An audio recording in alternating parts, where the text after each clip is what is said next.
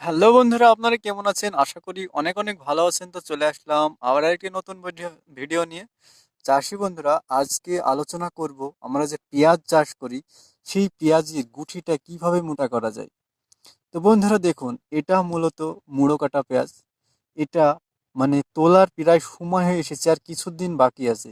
ঠিক এই মুহূর্তে আমরা যদি একটি স্প্রে করতে পারি বা কোনো একটা যদি পিজিআর ব্যবহার করতে পারি, তাহলে আমরা এই পেঁয়াজটা স্বাভাবিক যে গুটি হওয়ার কথা বা স্বাভাবিক যে মোটা হওয়ার কথা, তার থেকে একটু হলেও বেশি মোটা করতে পারে এই পিজিআর।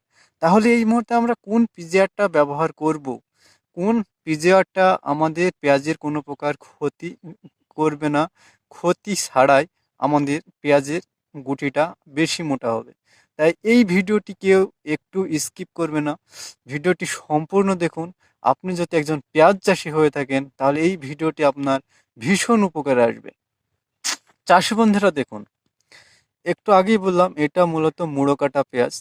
এই পেঁয়াজটি আর 15 থেকে 20 দিন পরে কিন্তু তুলে ফেলবো।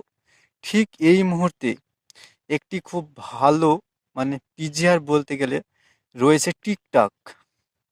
এই নামটা কিন্তু অনেক একটু আশ্চর্যজনক মনে হচ্ছে। টিকটক এটা তো একটা মানে এর আগে ভিডিও হতো আর কি। তো বন্ধুরা, এটা কোনো ভিডিও নয়, এটা একদম বাস্তব সত্য কথা। তার কারণ আমি গত বছর রসুনে দিয়েছিলাম, সেখানেই এই টিকটকের যে কতটা ক্ষমতা বা টিকটকের যে কতটা রেজাল্ট, সেটা কিন্তু আমি সেখানে দেখেছি।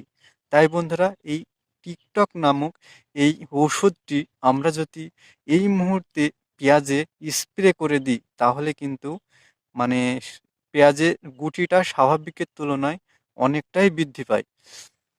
তো বন্ধুরা দেখুন, টিকটক দেওয়ার কিন্তু কিছু নিয়ম রয়েছে, সেই নিয়মগুলি কিন্তু আপনাকে অবশ্যই মেনে স্প্রে করতে হবে।